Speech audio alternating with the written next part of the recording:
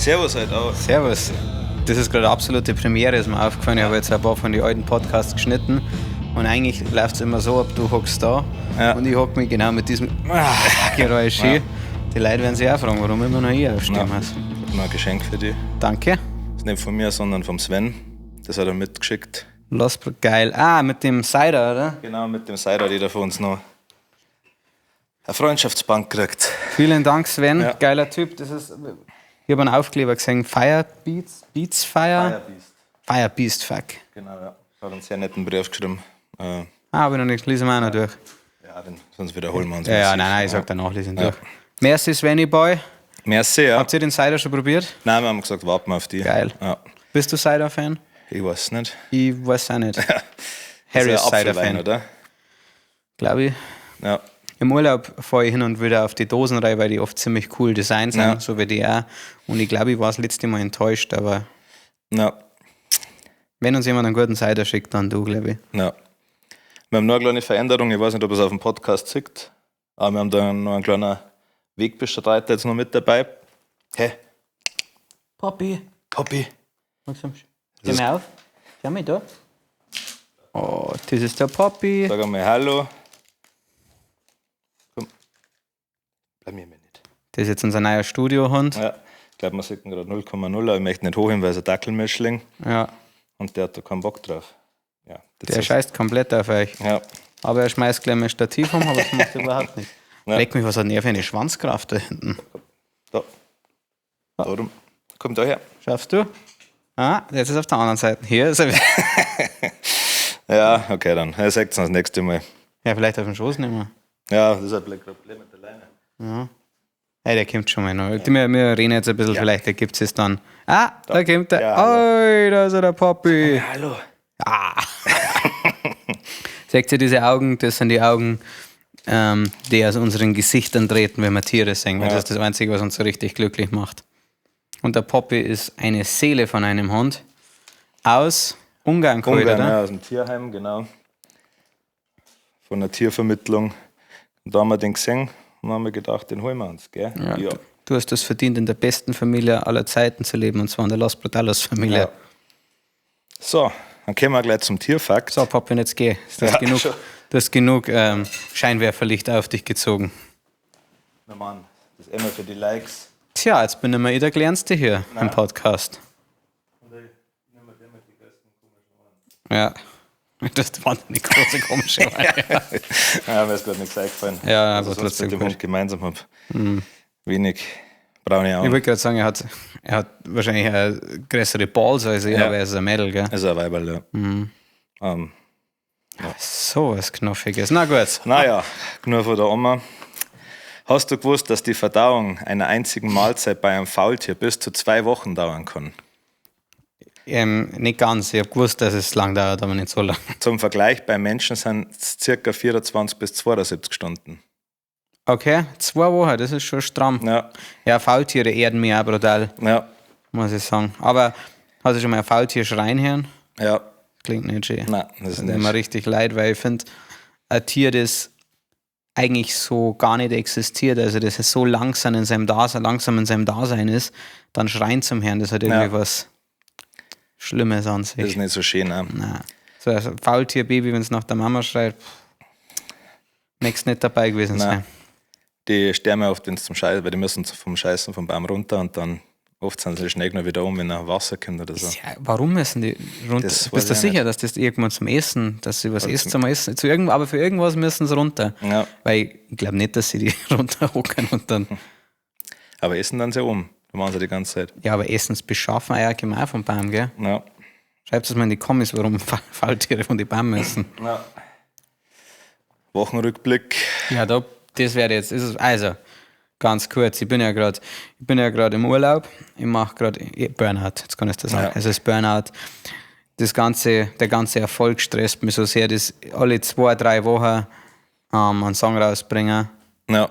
der komplett durch die Decken geht. Ja. Das zehrt natürlich irgendwann am Nervenkostüm. Daher habe ich mir eine kleine Auszeit genommen, aber ich bin wieder zurück, alles gut. Ja. Ähm, Haben wir schon einen negativen Kommentar gekriegt, weil letztes Mal so ein bisschen gerauscht. Ich hoffe, dass jetzt diesmal alles passt. Aber hier ein kleiner Wackler. Mal Ja, schauen. mei, du, das passiert ja alle. Das war mit mir auch passiert. Brauchen wir jetzt gar nicht schier in das Ganze. Oder schlecht drin. Ja. Der Kid Rap hat unsere Alkoholpause für einen ehrbaren Zweck unterbrochen Ja. oder gebrochen. Er war auf Mallorca. Ja. Und ich bin eigentlich nur deswegen heimgekommen, weil wir anhören, wie es auf Mallorca war. Also bitte lass nichts. Also ich möchte von Anfang an, wir warst da mit der MJ-Gang unterwegs. Wann ist losgegangen? Wo ist losgegangen? Also ich bin am Samstag schon zum Huberfall gefahren, dass ich da pennt, weil wir schon um 4 Uhr zum Flughafen haben müssen. Das waren wir dann 2 gewesen quasi für eine Früh. Verstehe. Da habe ich gesagt, hey Flo, können wir wegen dir am Flughafen parken und dann hole ich euch dafür ab und so. Und dann haben wir das gemacht. Dann hat vorher schon der Paco, glaube ich, vorgeschlagen, dass wir diesen Instagram-Trend machen, wo man die Shirts sich gegenseitig kauft, so lustige Shirts, Sprüche-Shirts und sowas. Das liebe ich. Habt ihr das durchgezogen? Ja, hat tatsächlich. Deswegen hast du dieses Hämmerrock Ja, genau. Ich bin echt gut weggekommen. Also das habe ich vom Andi gekriegt, Andi Z. Und ich habe richtig Muscle gehabt. Also war ein souveränes T-Shirt. So Ich hätte ehrlich gesagt, ich habe gemeint, das war das T-Shirt, das wir bei unserer, für unsere Malle-Show gekauft hast. Nein, da hat man nur so Badhosen. Ein T-Shirt habe ich gar nicht gehabt mit Katzen. Stark, nein, Volltreffer. Ja, aber Glück gehabt, dass es nicht zu eng war, weil oft sind so Trash-T-Shirts sehr zu eng. Ja, am schlimmsten hat es augenscheinlich erst einmal an MJ erwischen, weil... du hast ihm das Shirt gekauft. Nein, tatsächlich nicht. Der hat nämlich einfach nur so ein rosanes Netzoberteil gehabt, was aber auch noch bauchfrei war. Okay, Ja, das ist unfair. ja, ich habe gar nicht so weit gedacht. Ich habe gedacht, wir kaufen uns einfach so Shirts mit irgendwelchen lustigen Sprüche drauf. Hast du den Trend nicht gesehen, oder, davor? Ja, doch schon, aber die haben immer eben so Sprüche-Shirts gehabt. Echt? Nein, das, was ich gesehen habe, war komplett drüber. Also in die Richtung, aber halt auch... Ja, jetzt sage ich erst mal, was ihr gehabt habt, weil was ich da so gesehen habe, war großartig. Ja, also der Andi war ja, also dem, wo ihr beim Andi habt, als T-Shirt gekauft und der ist ja Automechaniker. Als T-Shirt habe ich für ihn gekauft. Also. Und ich weiß ja, dass er ein riesen Jeep-Fan ist und Diesel und keine Ahnung. Und ich habe ihm ein T-Shirt mit einem elektrischen Zapfhahn quasi gekauft, wo ein Benzin-Veganer drauf gestanden ist. Aber das Schlimme ist, das wäre sich wirklich drüber gefreut haben. Das wäre privat. Nein, das hasst er. Also Ach, ja, scheiße, ja. Okay. Weil er verwendet kein Benzin, sondern Elektrostrom. Ich habe gedacht, es war noch irgendwas dabei, was das negiert, irgendwie durchgestrichen oder sowas. Nein, okay. Ja, das war so, ja. Gut gemacht. Ja, waren so viel schwule Sachen halt, so Support LGBTQ und so. Also alle Sachen, sind alles aufgezählt worden. Und hätte nicht gedacht, hat ein bisschen für Ärger gesagt, das T-Shirt tatsächlich. Das glaube ich. Ja. Warum? Weil da inwiefern genau? Er hat halt das T-Shirt angezogen, so wie es ausgemacht war, und hat halt auch, wie es ausgemacht war, den ganzen Tag getragen. Und auf die Nacht sind dann irgendwelche Österreicher hergekommen und haben gesagt, was das für Scheiße ist mit diesem T-Shirt. Und haben sich da voll eingesteigert in dieses. Weil sie sich darüber aufgeregt haben, dass er LGBTQ unterstützt, oder weil es ist. Ja. Was? Ja, sie haben gedacht, er meint das halt ernst, und dann hat er halt versucht zu erklären, dass das halt dieser Trend ist. Und haben gesagt, sie finden es trotzdem scheiße, dass er das so hat.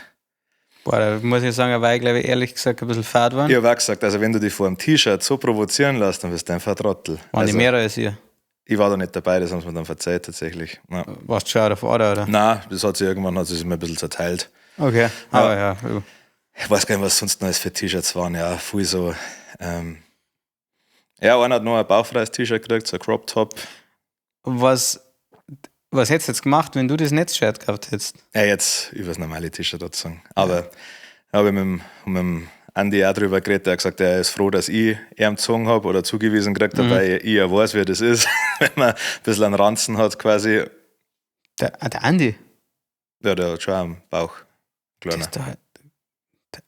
Der Haarpunkt, also MJ sein Bruder. Ja, ein bisschen, ja, stimmt. Ja. Genau, also er ist nicht so fett wie ich, aber hat schon auch, ich glaube, ihm war es unangenehm gewesen, bauchfrei rumzulaufen. Ja. Es war dem dünner Typen, der wo das T-Shirt gekriegt hat. Als Crop Top war es unangenehm. Glaube ich. Ja. Ich glaube, dass der Crop Top war für mich so das Schlimmste. Ja. Unter anderem auch, weil ich sage, wenn ich normale T-Shirts habe, schaue ich ja außer natürlich bei unserem Reel. Ja. schaut eigentlich nicht fett aus, aber das lässt halt genau das offen, was so richtig unvorteilhaft ist. Aber eigentlich bei jedem, ja. Ja, war jetzt bei ihm. Also er ist auf jeden Fall ein normal dünner Typ, aber es war da unvorteilhaft, weil es halt genauso den kleinen Hüftspeck und den Mini-Bierbauch, also vor allem beim Hocker dann, aber er hat es durchgezogen. Auf die Nacht einmal kurz einen Hoodie gezogen, weil es gezogen hat an die Nieren. Ja, hier hat es eine brutale Nierenentzündung. Ja. Habt ihr es irgendwie filmisch festgehalten? Ja. Wie waren die Reaktionen? War es genauso lustig wie Ja, es war schon lustig. Er hat auf jeden Fall Spaß gemacht. Klar, der MJ am schlechtesten Weg gekommen, aber er hat dann anders gekriegt. I Love Dicks T-Shirt war dann, zwar ein rosa, aber damit war er hat gesagt, er war richtig erleichtert über das T-Shirt dann, ja. Glaube ich, ja. Der MJ ist ja für jeden Mann zu haben. Ja, voll, ja. Er hat es ja auch durchgezogen, oder? Ja, also er hat schon gehabt am Flughafen. Ja. Und dann hat er eben das zweite gekriegt. Ja, grüß die. Magst du mir einen Kaffee riechen noch? Nur riechen? Nichts für die, gell? Nein. Für die Leute, die noch zuhören, der Poppy hat sich gerade nicht geliebt gefühlt, deswegen wollte ich jetzt sagen, er ist auch noch da. Ja. Ja, für das, dass wir den erst eine Woche haben, ist er echt extrem anhänglich. Also der schlaft die ganze Zeit. Also, ich bin ein großer Hundefan. Ja. Aber sie hat schon eine unfassbar großartige Aura. Ja. Also es gibt so Wesen, die siehst und dann möchtest du das. Es gibt einen englischen Begriff dafür, ich weiß noch nicht mehr, wie es heißt, wenn du jemanden so lieb findest, dass du zerknutteln möchtest. Ja, das war keine Ahnung nicht, aber irgendwie, Cute Aggressions. Also das sowas. wenn die so durchdrehen ein bisschen und süß sind. Sumis nennt man das auch ein bisschen, ja. Das hat es beim Futtern, weil dann tickt es komplett aus und springt, macht so einen halben Salto. Ja. Und hat immer den Eindruck, als hätte das letzte Mal vor 30 Jahren was zum Fressen gekriegt. Wie sehr eignet sich Poppy, um mit ihrer Joggen zu umgehen? Gut. Echt? Ja. Also sie ist auf jeden Fall schnell. Wenn es nicht auf dem Kies ist, das mag es nicht. Dann jetzt auf zum Laufen ist. Aber ich darf gerne am Kies joggen. Ja. Aber da ist scheiße einig mit werden, den ganzen geschissenen Radlfahrer. Ja, stimmt. Ja. Tatsächlich. War ja jetzt schon unterwegs. Ja. Ah, okay. Ja. Na gut. Ja, gut. Ja. Stimmt, vor allem mit der Leine dann. Ja. Aber sie gibt schon Gas, also so. Ja, gut, dass sie so schneller ist 10 als Minuten macht es trotz die kurzen Haxen schon mit. Ja, gut, dann müssen wir uns halt einfach eine andere Strecke raus. Ja. Weil du willst jetzt einfach das im Laufen vom Haus gesagt. Ja. Ja, okay, das bedeutet, MJ T-Shirts geschenkt gekriegt, ja. Und dann sind wir im Flieger. Wann seid ihr denn losgeflogen, wenn ihr um 4 Uhr schon am Flughafen seid? Ja, um 4:45 ist der Flieger gegangen. Wichtige Frage, weil ehrlich gesagt, glaube ich nicht drüber. Hast du Bockfotzen dabei gehabt? Nein, ich habe keine Bockfotzen dabei gehabt, aber wir haben gleich Bier vor Ort gekauft. Ich frage, warum? Weil es vergessen haben. Wirklich vergessen? Oder? Sei ehrlich, du hast es nicht vergessen. Du hast wirklich voll vergessen. Ich weiß gar nicht, ob wir noch welche haben. Ja. Schon? Okay. Aber halt alle schon seit geraumer Zeit. Seit 2024 abgelaufen, ja. Na. Wie erleichtert waren die, dass du keine Bockfotzen dabei gehabt hast? Ich glaube, die wenigsten haben es gewusst. Also die waren nach Düsseldorf. Ja, ich habe mitgenommen und sie haben es alle gehasst. Die haben mich angeschaut. Weil ich habe ihnen schon ein Beutel geschickt und dann sind sie am Flughafen gekommen und dann haben sie gesagt, sie seien ehrlich, sie haben im Auto schon drüber geredet, sie wissen nicht, ob sie es jetzt trinken wollen. Da habe ich gesagt, Freunde. Ja, ein normales Bier haben sie sofort getrunken alle. Also, ja, klar. Ja, die Bockfotzen, vor allem wenn es dann noch abgelaufen ist. Ja. Und sie haben sich nochmal beschwert, dass beim ersten Mal du auch dabei gehabt hast, aber sauwarm. Ja, schon. Ja, dass du so ein Harry Bier dabei gehabt hast. Ja, so war das im Keller. Da bin ich noch schnell stehen geblieben und habe es halt noch mitgenommen. Ich habe es am Vortag eingekühlt. Ja, das ist schon mal ein Vorteil.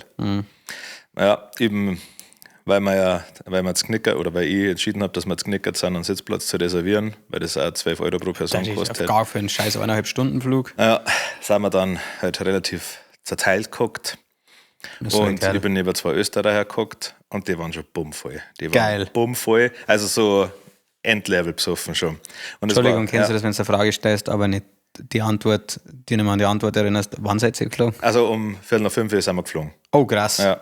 Okay. Ja, und da waren die schon bummvoll. Ja, das waren anscheinend am Vortag in Minga oder Geil. so. Ja, und das war so, ich habe mich erst gefreut, habe mir gedacht, Österreicher, Gott sei Dank, war so 10 Minuten lustig und dann war es so ein bisschen unangenehm. Sag mal bitte, bist du da mitten geguckt? Nein, ich bin links geguckt, also außen geguckt, im Gang. Und es war an sich wurscht gewesen, wie vorher auch so typische Malle-Touristen geguckt waren, aber es war halt so ein Ehepaar quasi. Der war das Fremdschämen unangenehm. Ja, Scheiße. Schon, ja. Und dann haben sie am Anfang nicht mehr gesagt, wir waren in der Reihe 8 und dann habe ich erklärt, was hat man gesagt, die Reihe 7, die sind solche Proleten. Die sind solche Proleten, die geht die ganze Zeit mit dem Sitz zurück. Bist du schon wieder mit dem Sitz zurückgegangen? Dann hat die Stewardess hergerufen, hat er gesagt, der geht die ganze Zeit mit dem Sitz zurück. Das alte Pärchen. Ja. Wie haben die reagiert? Ja, am Anfang haben sie es auch noch versucht wegzulächeln und dann ist die Stewardess halt gekommen, hat einer, muss ich dazu sagen, sie hat mir einen Jackie Cola geschenkt, deswegen habe ich erst gedacht, coole Typen. Und Hast nicht getrunken, oder? Nein, ist um die Uhrzeit. ja, das war Black gewesen, ja. War ja noch so ein Auftrag gewesen von der Cola. Ja, nein. Ja, auf jeden Fall ist dann Stewardess gekommen und hat gesagt, man kann in dem Flugzeug das jetzt gar nicht zurückstellen. Das ist unendlich Ja. lustig. Was ihn aber nicht davon abgehalten hat, dass er es noch dreimal gesagt hat. Wie haben die umliegenden Leute reagiert? Ja, also wie gesagt, am Anfang noch alle gelacht. Krass, Und, wundert mich. ja. Dann hat man schon gemerkt, dass sie langsam nervt, weil er ihn immer so dadurch angeredet hat dann und immer näher gekommen ist. Dann habe ich mich so gefragt, habe ich versucht, dass ich in ein Gespräch verwickle. Damit er abgelenkt ist. Ja, genau, aber das hat immer nur Er hat ein Ziel gehabt, oder? Er hat einfach ein Ziel gehabt. Dann wird er auch so, hey Proletten, die Reihe 7, die sind so schlimm. Dann ist die das irgendwann gekommen und hat einer die Jackie Cola weggenommen. Die dürfen es ja eh nicht eigentlich haben. Nein, aber am Anfang hat es noch, Toleriert, Ja. krass. ja, hat gesagt, wenn sie Ruhe geben, dürfen sie es behalten. Ich hab mich so stark gehalten. Hoffentlich liegt sie mein Jackie Cola nicht. Also ich habe mir nicht weggenommen, sie hat mir lassen. Ja, und dann... Sie hat einen weggenommen und deinen behalten. Also ich hab meinen behalten. Ja, sie hat denen zwar den weggenommen Ja. und dir nicht. Nein. Das ist irgendwie witzig. Ja, also schon. verständlich, aber ich weiß nicht, ob es so rechtens ist. Aber Nein, ist ja also scheißegal. ich hätte den nicht trinken dürfen, aber ich glaube, Ja. sie hat über in Anführungsstrichen nichts ich, mag gemacht. ich mag, dass die Menschlichkeit doch noch Ja, irgendwie, schon, die irgendwo war- regiert. Es war eine deutsche Stewardess, die weiß ja, wie es läuft, die war voll nett. Also ich glaube, jeder von uns hätte danach einfach eine Ruhe gegeben. Aber die waren halt schon so Endlevel besoffen, dass sie halt dann noch, bis der Flieger gestartet ist, halt weitergeredet haben. Dann haben sie gesagt, darf ich den Jackie Cola kriegen, wir ein Bier von dir? Dann habe ich es da nochmal probiert, habe gesagt, ja, wenn es die Leute vorne in Ruhe lasst, dann kriegt ihr ein Bier von mir. Und dann beim Start sind sie aber beide weggepennt. Und dann war super. der Chaos bissen. Bis zu dem Moment, wo der Typ so leicht panisch aufgewacht ist und so sein Hoodie ausbreitet hat und dann so voll in sein Hoodie gekotzt hat. Wirklich? Ja, wirklich. Um 5 also da war 5:45 in der Früh. Dann schaut er mir so an, er hat sich meinen Namen gemerkt, was mich gewundert hat bei dem Pegel. Und dann hat er gesagt, oh Michi, ich hab gerade vorhin meinen Pulli gekostet. Das habe ich mitgekriegt. Oh, Was? Mein Vater, der enterbt mich. Ich bin so ein Hurenkind, jetzt läuft's meine Hosen ab. Ich bin so ein Hurenkind, Michi. Was? Okay, Entschuldigung. Ja. Ich muss euch kurz mit auf die Reise nehmen. Wir waren gerade drüben im Büro, haben uns jetzt doch auch schon ein bisschen nicht mehr gesehen. Ich habe gesagt, ich freue mich schon auf die Malle-Geschichten. Ja. Und dann wird es ja wahrscheinlich schon ein bisschen was zum Erzählen geben. Und er sagt, ja, ein bisschen was schon. Ja. Und ich meine, wir sind noch nicht einmal auf Malle. Ja. Aber das ist schon großartig. Okay, schön, ja. Und dann ist er aber mal wieder weggepennt und ich habe halt gehofft, Was hat er gemacht mit der Katze im er hat Hoodie? sie so in seinem Hoodie drin lassen. Ja. Nicht durchgelaufen. Also, was Hosen, ja, schon ein bisschen. hat er helle oder dunkle Hosen? Er hat so eine graue Jogginghosen noch gehabt, glaube ich. Ei, das ist- Also, ich glaube, es war dunkelgrau für sein. enorm schlecht für. Ja, ja. Ich habe halt nur gehofft, dass die Katze nicht zum Stinken anfängt. Hat's zum Stinken. Flieger verzeiht viel, Ja, nicht jeden Chance, wie wir mal gelernt haben, aber aber ein Lotus seine. Und ein Stefano seine. ja. Ja. Und ja, dann waren die aber immer relativ weggepennt und dann der andere hat sein Spätzle sich eigentlich nur bepisst, weil er halt sehr lustig fand, dass er sein Spätzle schon voll gekotzt hat. Ja, und dann sind wir irgendwann gelandet. Dann wollte ich eigentlich relativ schnell aus dem Flieger raus, weil ich nicht wollte, dass er mir irgendwie irgendwie mit der Katze helfen muss. Das hätte mir richtig runtergezogen. Ja, einmal ganz kurz. Freilich. Ja. Geht einfach gerade sein Handy raus und ist jetzt erst einmal weg. Nein, passt, das ist schon erledigt. Ja. Genau, ja, dann. Traden, oder? Ja, schon. War jetzt halt, Ja, klar. war gerade in Wenn einem Persisch liest. Ding. Wie heißt's? Keine Ahnung.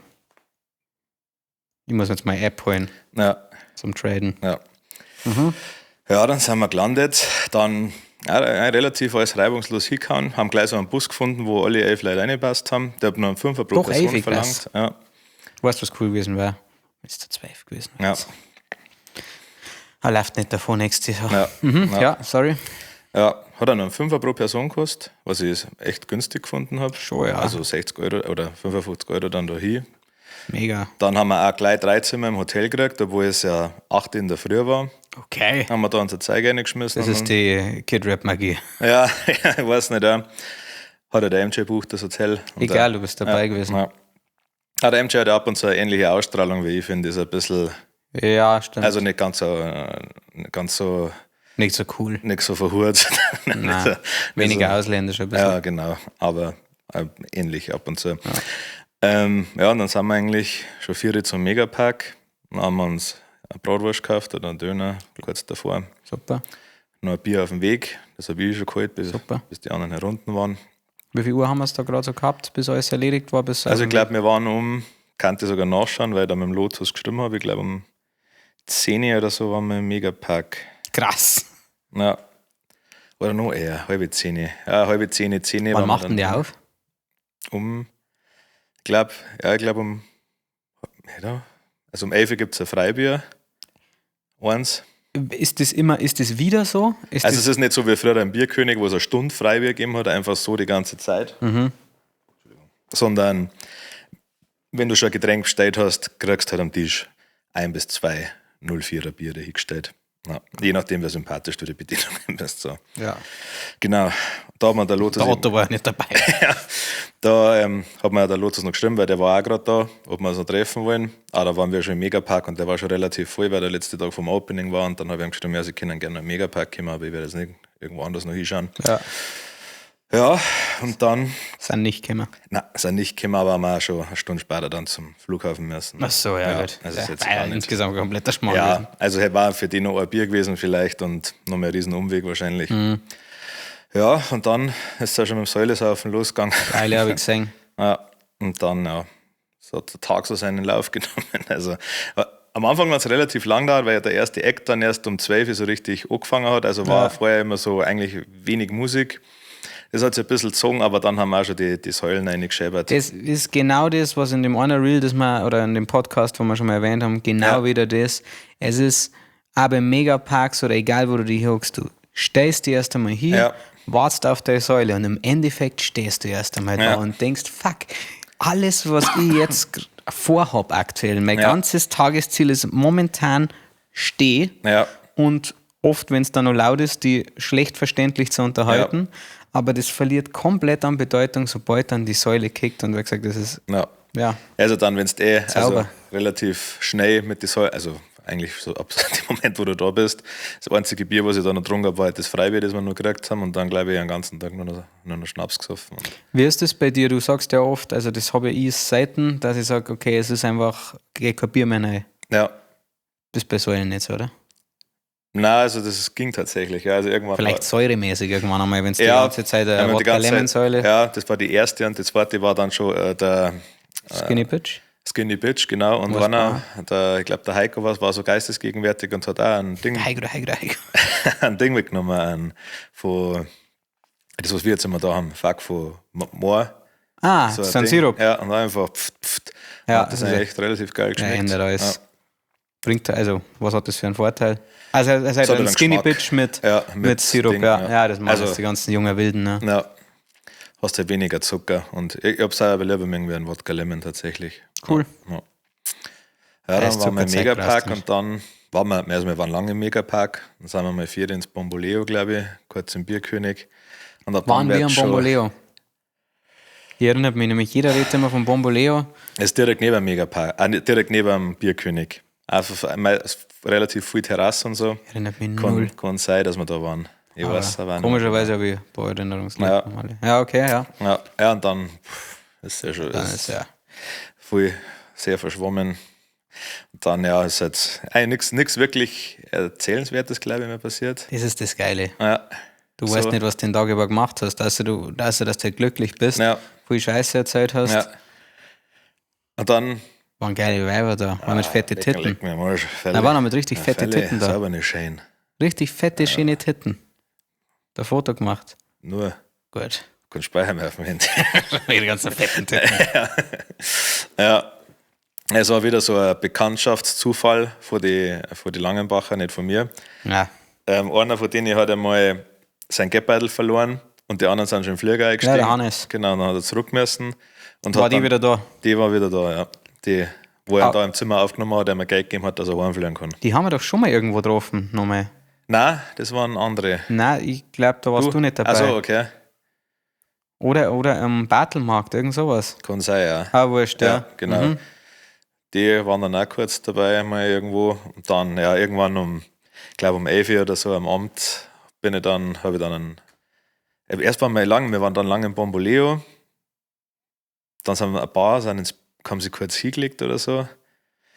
Ich sehe da so ein bisschen rumgestrahlt. Das hat mich ein bisschen aufgeregt. Das war in Düsseldorf eben auch mal ganz kurz so im Raum gestanden, das mit zwischendrin hinlegen. Ja. Und ich muss dann schon mal aufpassen, dass ich mich da, du kennst mich, ich bin keiner, der sich gerne hinlegt, aber dass ich mich nicht mit reinziehen lasse, weil wenn dann alle irgendwie sagen, jetzt legen wir uns hin, du brauchst dann schon 2 Leute, die wirklich Lust haben, vorher zum Gemehmand werden, Grei oder Oder auch der Ding. Also ich weiß ja, wenn ich mich hinlege, dann stehe ich nochmal auf. Also dann ist es vorbei. Also deswegen habe ich schon versucht, dass es so lange wie möglich geht.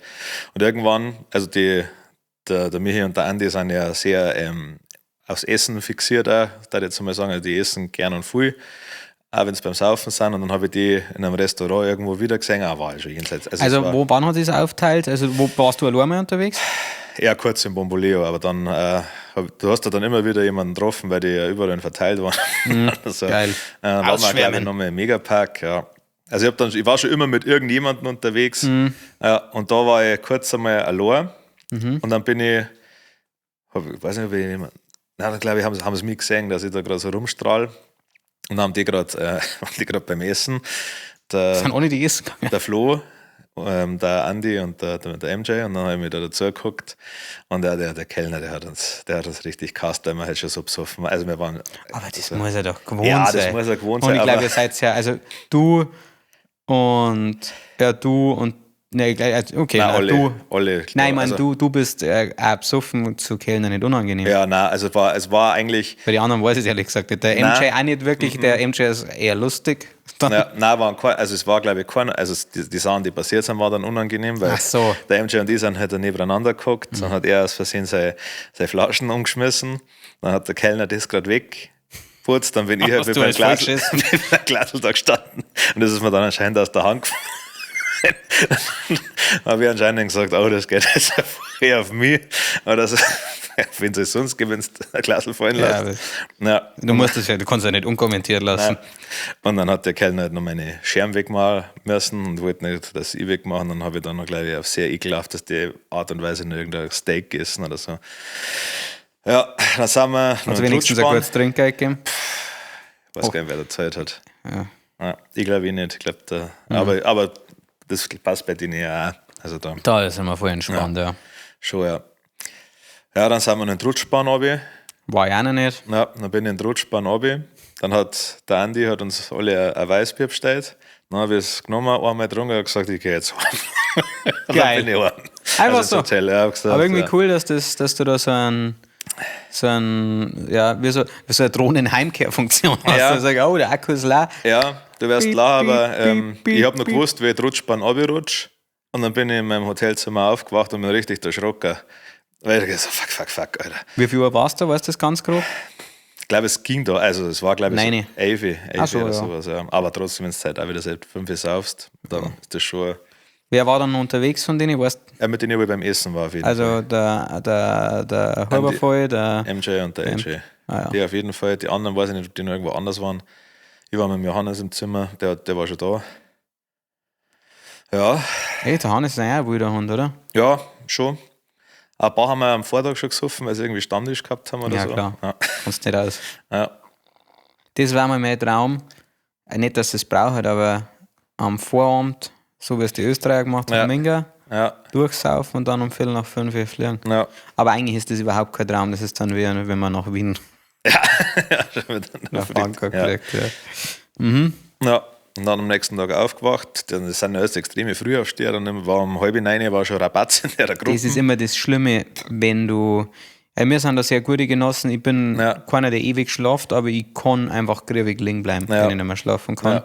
Und sobald ich merke, dass in meinem Zimmer jemand unruhig ist, der kann da gar nichts dafür, der kann auch noch so leise sein, dann, ich hasse es dann einfach links, das kann ich nicht. Wie gesagt, ich wünsche jedem von euch, und das meine ich ernst, irgendwann einmal einen Zimmergenossen, wie einen Kid-Rap zu haben, weil dieser Mensch, der liegt neben dir, der schnauft. Es ist auch der muss nicht einmal schlafen, aber der passt sich dir so großartig an. Wenn ich bis 2, glaube ich, liegen bleiben darf, dann darf er aus Höflichkeit und aus Kameradschaft darf er liegen bleiben und darf mich weiterhin mit seinem Schnaufen beruhigen. Ja, schon, wahrscheinlich, ja. Ja, aber dann eben. Wie lange waren die anderen unterwegs dann? Weißt du das? Hast du gefragt? Ich glaube, die waren noch eine Stunde dann in der Rutschbahn oder so. Oder 1,5 Stunden. Dann ist aber auch mal, dann ist auch mal gut. Ja. Ja, genau, dann sind wir zum Frühstücken gegangen. Irgendein Restaurant an der Playa. Und dann ins Deutsche Eck. Und da ist dann weitergegangen. Was ist Deutsche Eck? Das ist auch so ein Borzen, wo es halt so viel Kölsch und so gibt. Also das Deutsche Eck ist quasi, gibt es das Kölsche und das Deutsche Eck und das Sommerland und das ist halt so ein bisschen gröbiger. Also da ist keine laute Musik, sondern nur so ein bisschen, auch mehr so alter Schlager. Schön um den Tag nicht zum Sliden. Genau, ja. Und da hockst halt dann so auch mehr oder weniger draußen und du saust deine Kölsch. Ja, habe ich gesehen, bei die CCS beim Beer With Me. Ja. Habe mich gefreut, Kölsch, okay. Ja. Aber es ist dann sehr schnell ist dann Cocktail da gestanden. Ja, es waren glaube ich schon so 6 so Kölsch-Grenze, aber es ist ja auch nicht viel, wenn du so viel Leute bist. Na. Aber trotzdem für Vormittag schon okay gewesen. Genau, und dann sind wir weiter ins Latinos oder so. Einfach eine andere Bar. Da dann auch wieder ein bisschen gesoffen. Ihr wart von, nur dass ich nochmal, also Samstag bist du ja, also Sonntag in der Früh seid ihr geflogen und Dienstag wieder zurück. Ja, genau. Nein, Mittwoch zurück. Nein, Dienstag zurück. Dienstag, Mittag, Nachmittag. Um 4 Uhr. Ja. So, ja. Okay. Ja. Das war dann mein Geburtstag, genau. Da haben wir dann, Alles Gute nochmal. Danke, haben wir auch ein bisschen gesoffen. Ich glaube, du freust dich über dein Geschenk. Ja. Die Gummibälle. Was? Nein, ich hab da noch keins gegeben. Achso, okay. Steffi hat mir was geschickt. Ah, echt? Ja. Okay. Ja. Genau, und dann sind wir auch wieder im Megapark gegangen. Dann, ja, das ist ja wieder losgegangen. So, und irgendwann. Aber wo war denn das, wo man der MJ, wo habt ihr denn den riesen schwarzen Dildo her? Ja, das war im Latino. Wir sind nur deswegen da hingegangen, weil es den da gibt. Der gehört zum Inventar. Der gehört zum Inventar. Und der wird rumgeben. Den haben sie dann da hingestellt. Dann haben wir versucht, der Paco, weil der Glatzen hat, oder ein Einhorn machen können. Ich habe Videos gekriegt. Ja. Hat nicht hingehört. Ich habe es geliebt. Der MJ hat mich ein bisschen auf dem Laufenden gehalten und hat mir das geschickt. Und um euch das zu beschreiben, es ist einfach nur ein Video von einer Männergruppe, die einen sehr großen Dildo hat. Es versucht jemanden auf Glatzen zu kleben. Es passiert genau das, was klar war, das passiert. Sie versuchen es auf Glatzen zu kleben. Er fällt runter. Schallendes Gelächter. Ja, schön, ja. Und ich denke mir, wie einfach kann der Mensch sein? Ja. Das haben sowas. Dann, passt auf, Plot-Twist. Sie nehmen den Dildo, versuchen es nochmal, fällt runter. Ja. Ja, aber fühle ich. Ja, war zum Grölen. Ja. Ja, dann wieder Megapark. Ja. Du, ja, das ist. Und dann, ja. Dann ist es wieder los, also hin und her. Und dann, ich weiß nicht, ich war schon die ganzen Stationen grob, aber ich weiß nicht mehr, wann es waren. War dann einmal mit dem Huber voll beim Pizza essen zwischendurch. Und dann war ich auch wieder im Megapark mit alle und da muss ich nochmal nachfragen, wo das genau war, weil wir haben anscheinend einen Rumbombe angeschaut. Das ja.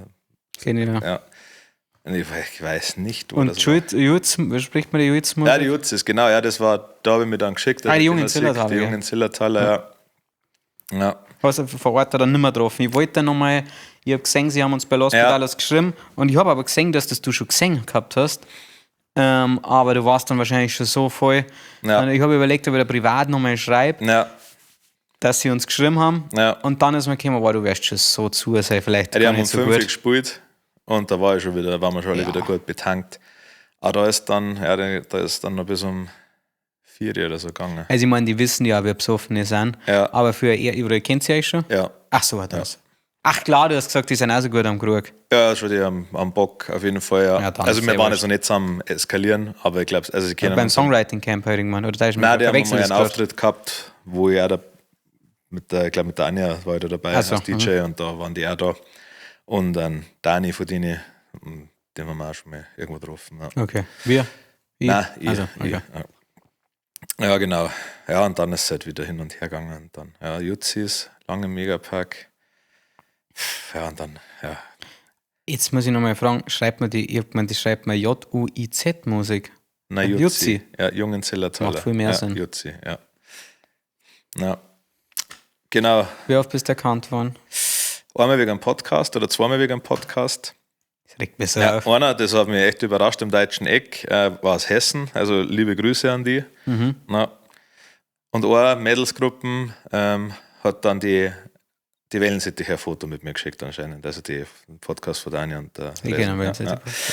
Ja, Mann, die scharf. Wie wie scharf waren es? Ich habe das Foto nicht gesehen, ich weiß nicht, wer das war. Also, Ja. Muss ich aber, falls das sagt, liebe Grüße an euch. Ja, wollen wir nochmal nachfragen. Ja. Ja, ein paar Gedächtnislücken habe ich schon, so ehrlich muss ich sein. Aber das, wie das?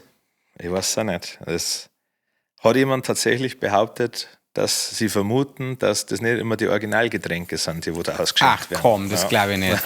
Ja. Eigentlich war für Poppy Paco auch ein cooler Name. Ja. Vor allem, weil so ein Mädel ist. Ja. Stell dir mal vor, dass der Dackel der Paco heißt. Ja. Ich wollte ja mein nächstes Haustier Pablo nennen.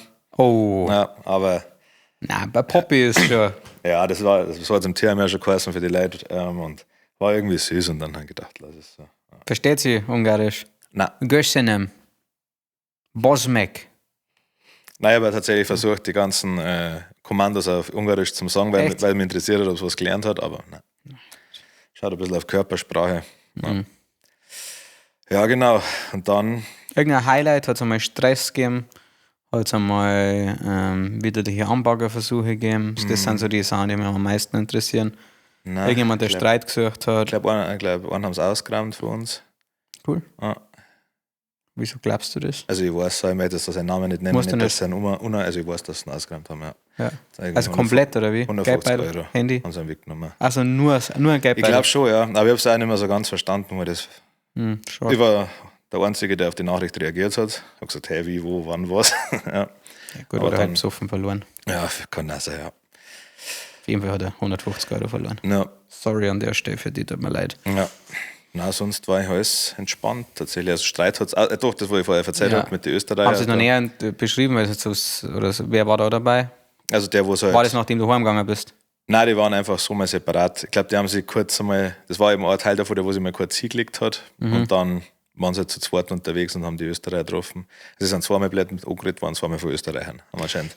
Hot Take. Ja, Vielleicht sind Österreicher gar nicht so coole Typen, wenn man denkt. Ich weiß Also in auch letzter Zeit häufen sie die Geschichten von Österreichern, die am Rande zu es ist nicht mehr so witzig sind. Ja.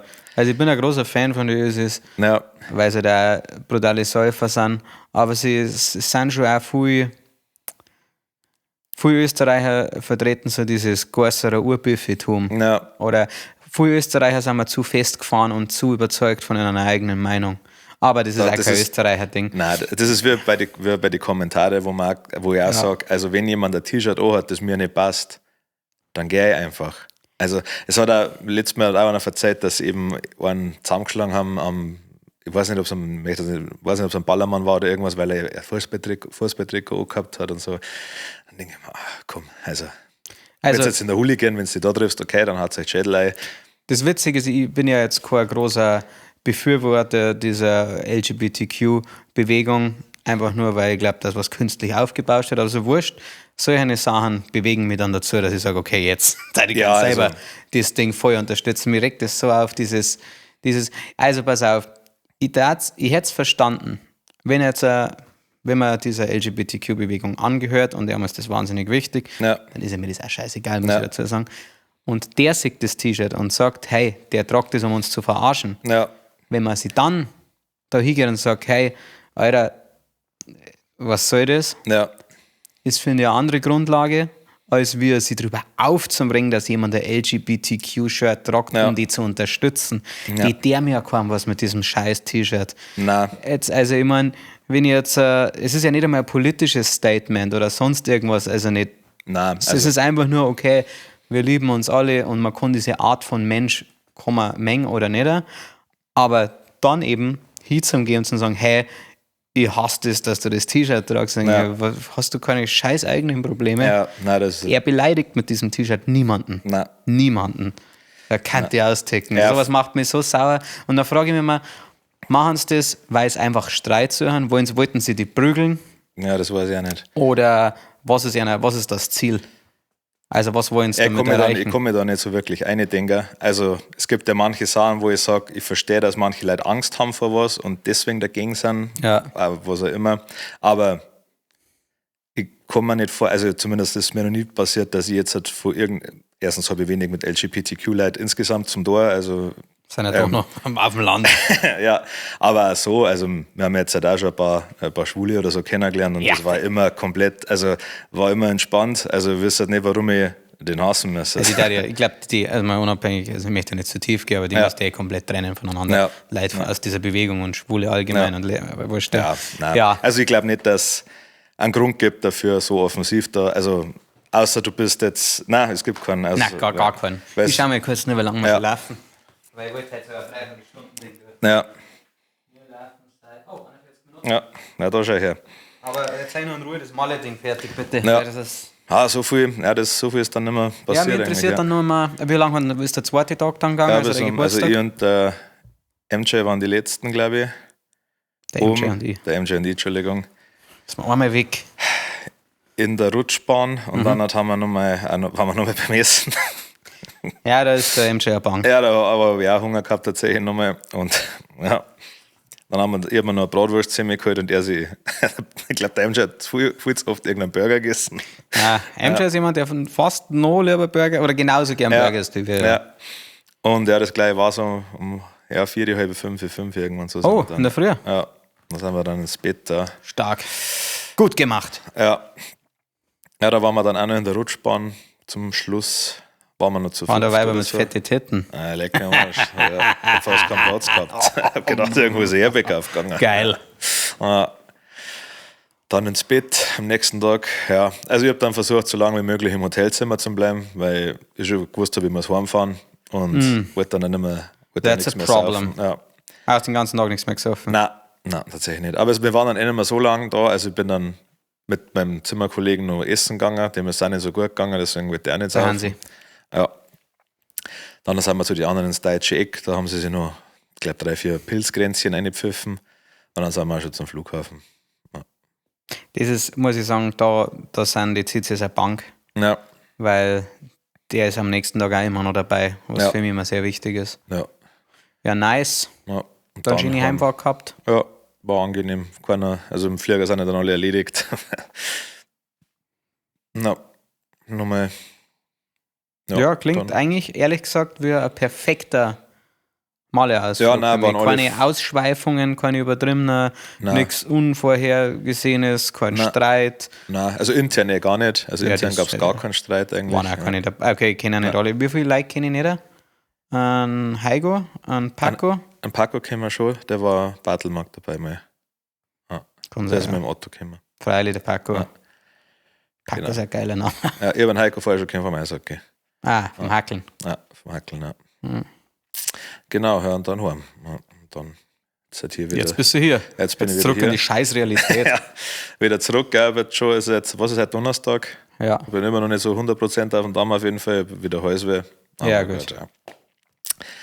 So ist es halt, gell? Also, du, jetzt wo ich, sage ich mal, 1 Monat trocken bin, meine Haut wird komischerweise ein bisschen besser. Ja, das war bei mir auch krass. Also meine Haut war top, mein Gesicht war nicht mehr so fett. Ich bin nicht krank. Ja. Also das check's nicht. Irgendwas ist anders. Ja gut, da kommt ja noch dazu, also sehr mittelmäßige Hygiene ja in diese Megapark- und Bierkönig ist ja wie auf der Wiesn, schätze ich mal. Also, dann wahrscheinlich ganz wenig normale Getränke, komplett dehydriert. Ja, wobei Skinny Bitch ist da schon echt stark. Es ist schon, aber es ist trotzdem irgendwann. Ja, klar. Ist einfach so behindert gesoffen. Hat man, glaube ich, eben, also eigentlich bin ich schon jemand, der sich öfters mehr Wasser kauft, einfach so. Ein Zwieber. Ja, aber da kann ich mich nicht erinnern. Eine Cola nicht damit, ne. Cola ist für mich zwischendrin. Als Spezi eher. Ja. Ich check nicht Leute, die sich eine Cola kaufen. Nein, das ist für mich, eine Cola selten. ist einfach für mich kein wirkliches Getränk. Das ist, wenn ich mir auch zum Essen niemals da immer Cola holen. Eine Cola Zero wiederum, weil es eines der solidesten Zero-Getränke ist. Aber sonst mag ich Sprite lieber, ich mag Fanta lieber, ich mag Spezi König. Ja, auf jeden Fall. Na, Sprite ist halt geil, wenn man einen Cola hat. Ja. Aber sonst.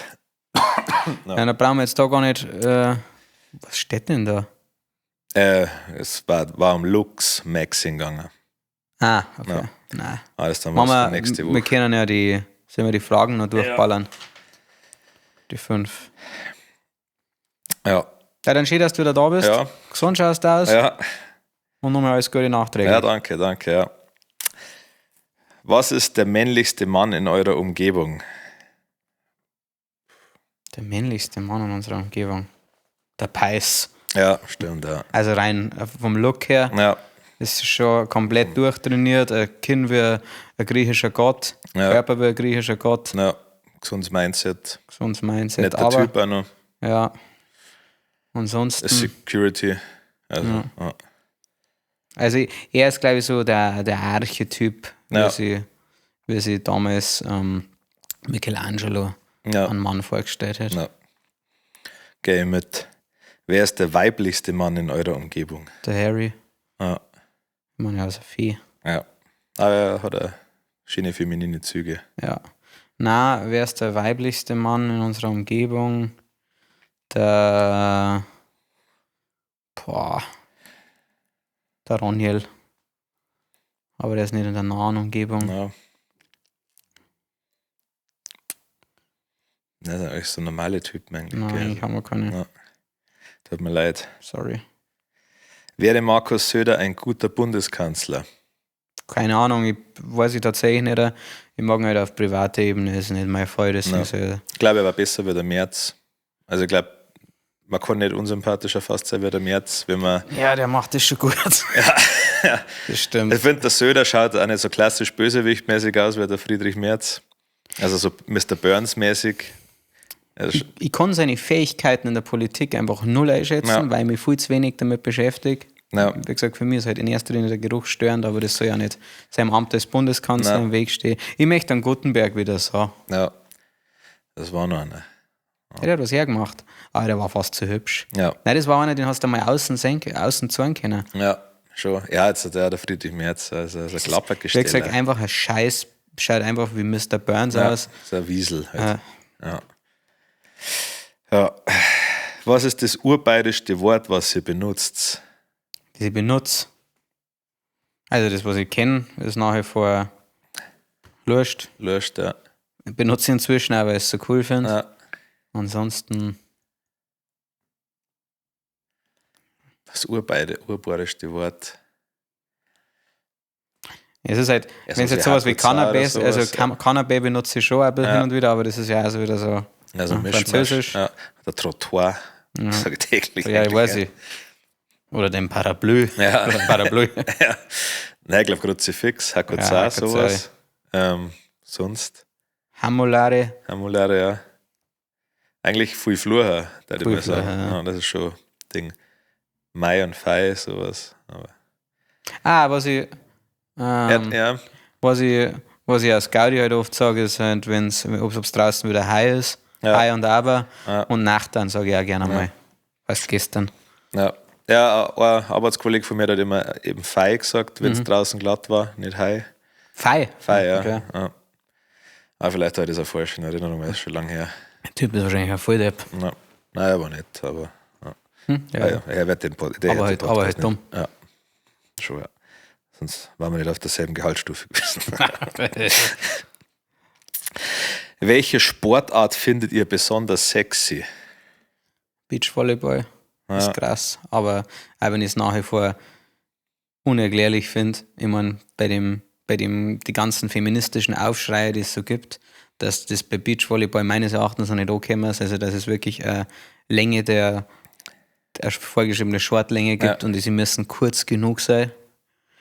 Das spielen darfst und da okay. denkst, und hat das irgendeinen Vorteil? Soweit ich weiß, aber das ist jetzt absolutes Halbwissen, behaupten es, dass es wegen der Beweglichkeit ist, wird einer vorgeschrieben, dass es eine gewisse Kürze haben muss. Okay. Aber es gibt, aber ich weiß nicht, ob es auch immer noch gibt, die Regel, aber es hat es einmal gegeben und das macht mich tatsächlich, obwohl ich gern hinschaue. Gell? Ja. Ich schaue schon gern hin. Ja. Aber das finde ich sehr bedenklich. Ja, wenn Tanzen, also wenn man gut tanzen kann, ist sexy.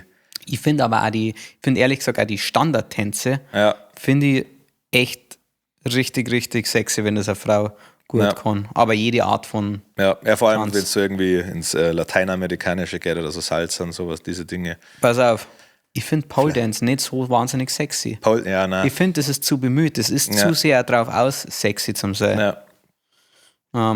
Eine der unsexiesten Sportarten, die es gibt, ist Badminton. Ja. Das ist beeindruckend unsexy. Bei Mann und Kugelstoßen, ja gut. Speerwerfen. Ja. Also die ganzen. Ja, viel so Leichtathletik sind, es war auch Stabhochsprung und so eine Sachen. Ja. Er hat eine harte Stange in der Hand, das ist schon ein bisschen geil. Das ist geil, das ist sehr, sehr geil. Also nimm das bitte zurück. Ja. Diskus werfen, was stehst du dazu? Ja, auch nicht so, weiß nicht. Ich finde es irgendwie, also da muss ich auch sagen, ich habe noch nicht Olympiade oder so geschaut, weil es mir echt gar nicht interessiert. Leider. Macht man da nur eins oder macht man mehrere Sachen? Also bin ich nur Diskuswerfer oder bin ich jemand, der wo dann auch noch Kugel stoßt? Ich glaube, es gibt so eine Art Dreikampf vielleicht. Okay. Ja. Ich weiß nicht, ob es das immer noch gibt, aber ich rede nicht weiter, weil ich habe Angst, dass ich mich arg blamier. Ja, ich weiß, ich bin ja ganz weit raus. Ja. Nein, tanzen ganz weit oben. Ja. Sehr ästhetisch finde ich noch Eiskunstlauf tatsächlich. Das ist für mich Schlagbeiß in dieselbe Kerbe. Ja. Und Frauen-Rugby. Ja, stimmt, ja. Es gibt Frauen-Rugby / Football auch in Cheerleading, aber es auch wieder tanzen. Ja. Ich glaube, das passt. Ja. Super, gibt es einen Ausblick auf nächste Woche? Wir könnten mal wieder einen Stream ausstreben. Ja. Vielleicht ballern wir nächste Woche wieder einen raus. Ja. Wann kommt die Komm heim? Haben wir noch nichts festgelegt. Da okay, weil da müsste ja, ist mir heute aufgefallen. Ja. Genau, feierst du irgendwo 1. Mai beim Aufstehen? Ganz und gar nicht, nein. Ja, nicht. Weil ich saufe ja, ich habe mein sauber Ding auf bis zum Vatertag erweitert. Ja. Daher gibt es für mich keinen Grund, das Haus zu verlassen. No. Ja, werde ich auch wieder. Ja, okay. Ja, es ist krass, es braucht es gar nicht immer unbedingt. Also, es darf ja schon reicher. Ich weiß nicht, ob du ähnlich bist wie ich, aber ich glaube schon. Ich finde, es ist einfacher zu sagen, ich trinke gar nichts. Ja. Weil es darf ja schon reicher, wenn wir uns auf die Special Events konzentrieren würden. Ja. Aber das kriege ich nicht hin.